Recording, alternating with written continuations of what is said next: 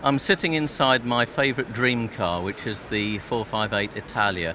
They've just launched this fantastic convertible model, which has got a tin top roof as opposed to the traditional canvas one, which we've become used to on the 430.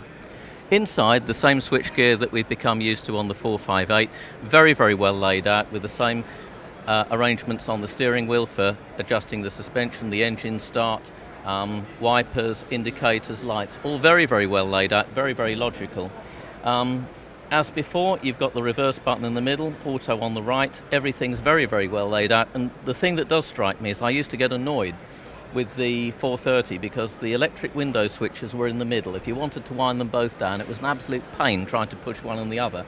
Logically now, and thankfully, they're in the middle. This is a much easier car to live with. Everything feels just right about it. Behind the seats, you've got this amazing amount of room for luggage as well, which previously you were not usually entitled to on a Ferrari. This is actually a step towards practicality, and 458 owners and fans will know that there's already a very, very capacious amount of room in the front underneath where the bonnet would normally be. Now the moment we've all been waiting for, we're going to see how this wonderful roof mechanism works. Absolutely silent, no perception of any movement at all. It's one cool system, it really is. It's easy. It's Easy? fast. That's amazing. How fast is that? 14 seconds. Wow. Best in class. Absolutely stunning. I'm impressed. Thank you. Wow.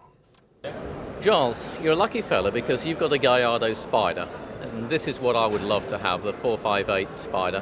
What are your initial impressions upon looking at this? First thing, you're right, nothing can beat, for me, open-air motoring. It's a thing about having miles of headroom and just the sound and everything else. Now, I've driven the 458 now, and I know there is the dramatic pops and burbles on the overrun and things like that. So I know this engine is no sort of lightweight, and it still has theatre about it. That's what it says on the tin. Yeah. The only thing that I have a problem with, and I think if we wander over, you see, that's one of the things that I have an issue with is the alignment of the seat with the speedster humps. Yes. Now, to me, again, speedster humps all came about with Porsche and things like the RSK and everything else, and they were an aerodynamic aid. I know in this car they're not there for that reason. They're there as part of the flip-top lid, so to speak. It's where it has to go. So I don't know. Maybe you remember the Pez dispensers. I wonder whether this is sort of the Ferrari 458 Pez edition. Yes. But the nice thing is there is luggage space behind the seats, as you said. They've got a Golf.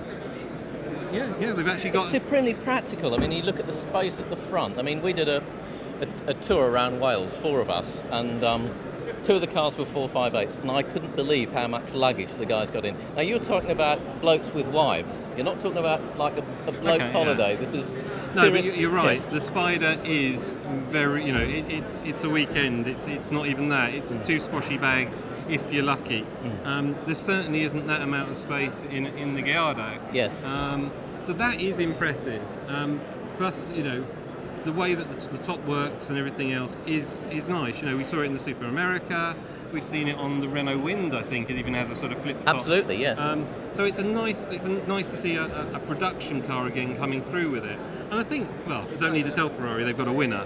Absolutely not. It's the 458 is great, and this takes it to another level. Well, we're going to practical supercars now, aren't we? Basically.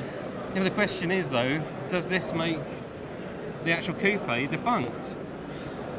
Well, if I had a choice, I know which one I'd be going for. Yeah, I always think, with a Spider, you've got 2 cars in one. You've got, particularly with a hard roof Spider, because you don't have the security worries or anything else that you do with a soft top. Completely. And that is something, I know there'll be the naysayers that say, oh, wait, but, okay, you've got to stiffen the car up underneath. You've got, you've got a bit of weight because of the roof, etc., etc. But ultimately, there's a point. It's not a top trumps game. Exactly. There's a point when is it a usable car? Will it? Can it do 70 at speed? Because no one ever goes above 70. Honest officer. No, of course not, Gov. But in the real world, you know, talking about 0 to 60 in 2.9 and 0 to 60 in 3, it's all down to the driver. It becomes academic, absolutely. It's the same as top speed, realistically. I mean, I'm not really bothered if that's 2 miles an hour less than it is the hard top. But I can guarantee that if you bought this car, it would be slower than if Ferrari gave us a press car. Because you wouldn't care about the press car and you would absolutely thrash it, whereas you look after your own car, and that's the thing. It's just down to how you drive. good point, well made.